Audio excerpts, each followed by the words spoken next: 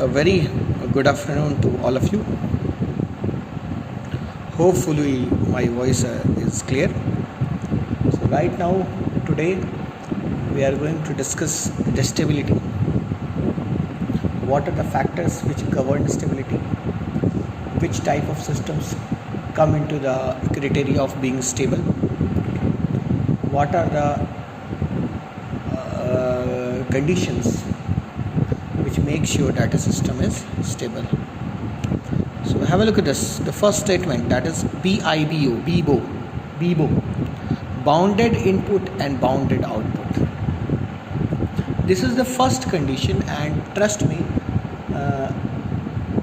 till we proceed into the research domain, this is the sufficient condition for a system to be stable.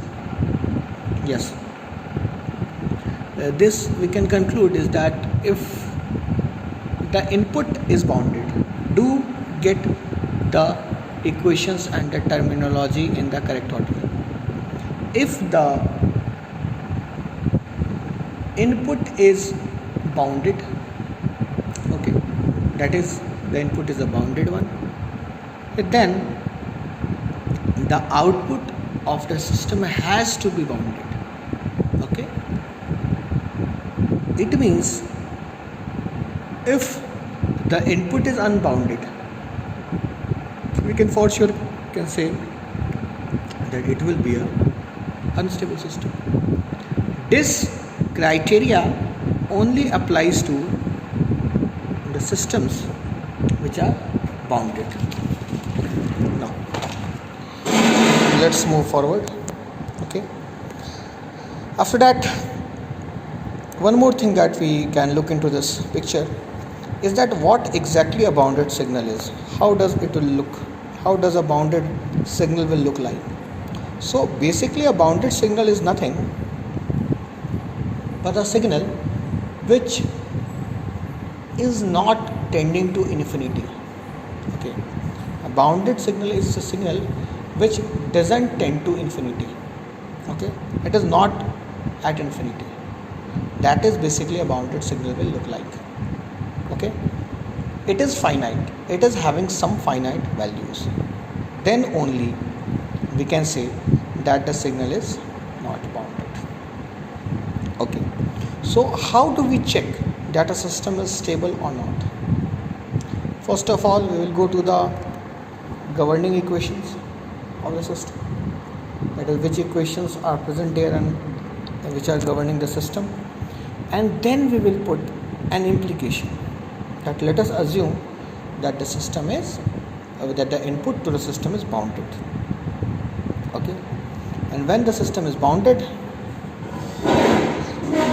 then we can straight away say that for bounded input the output is bounded, and thus the system is a stable one. So let's consider an example. Suppose this is y of t. Y of t is nothing but 2x of t plus 3. This is how y of t is expressed as 2x of t plus 3. Now we will take x of t to be finite. We will take x of t to be finite. Yes, this was the first condition that we are putting it. Now if xt is finite, for example, if xt is having a definite finite value, then we can straight away say that yt is also going to be finite value. Yt will give you 2 times finite. Let the finite value be 1000, 10,000. Okay, so 2 times the finite value and plus 3. So it is not going to be infinite. So yt will give you again finite value. So we can say, we can see here that for a finite input it is giving us a finite output. Thus the system is stable, or thus the system is satisfying BIBO stability criteria, that is bounded input bounded output criteria. Now have a look at this. Yt equals to tx of t. Okay, look at this. This is yt multiplied by x of t. So if xt is finite, that is we are saying that xt is having a finite value, and somehow we take time is tending to infinity. It means that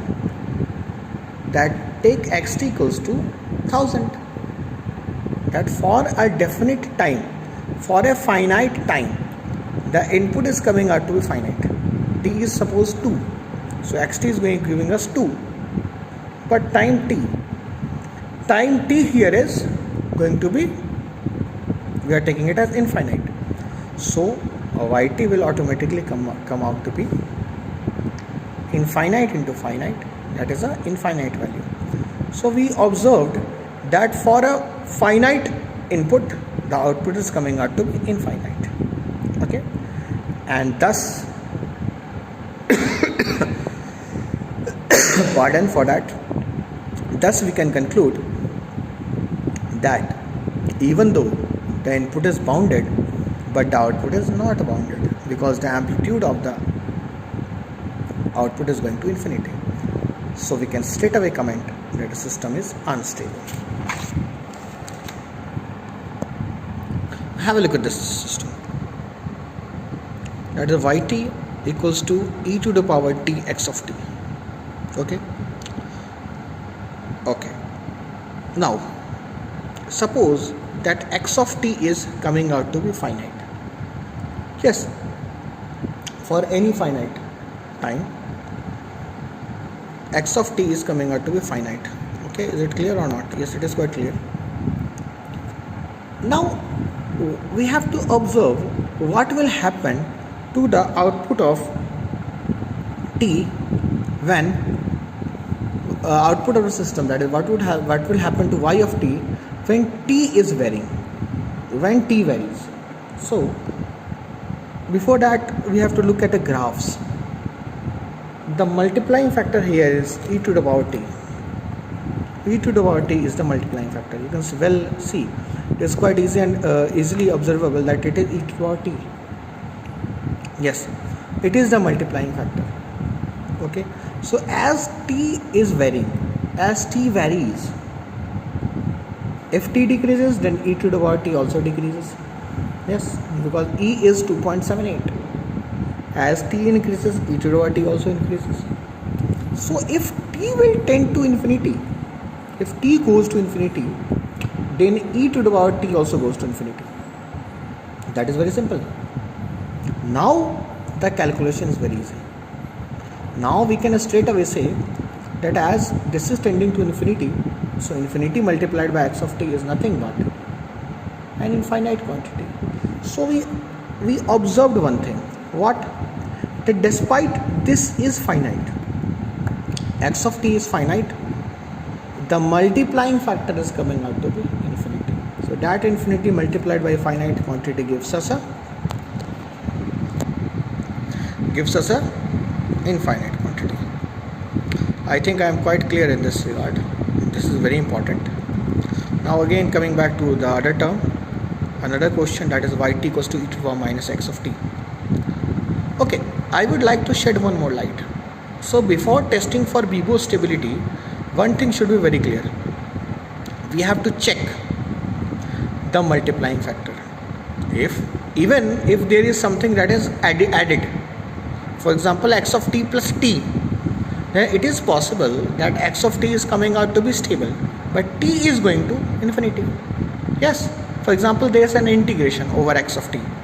If x of t is being integrated from 0 to infinity, then even xt is finite, but it is going to, and we have to look at what is the nature of x of t is. If xt is getting bounded, then obviously the integration is going to give us a bounded output. For example, sine of t integration 0 to infinity. This is sine t. Okay, we are going to get the area. Okay, and that area over one time period is going to be 0. So till infinite it will give us a obviously infinite area, a finite area. But if it is sine square t, then we are damn sure that it is going to give us an infinite area. So it is not bounded. The output is not bounded. It is not stable. So I can say that stability is very important. The governing factors for stability are very important. So this is all about today's lecture. I will meet you in the next class. Thank you.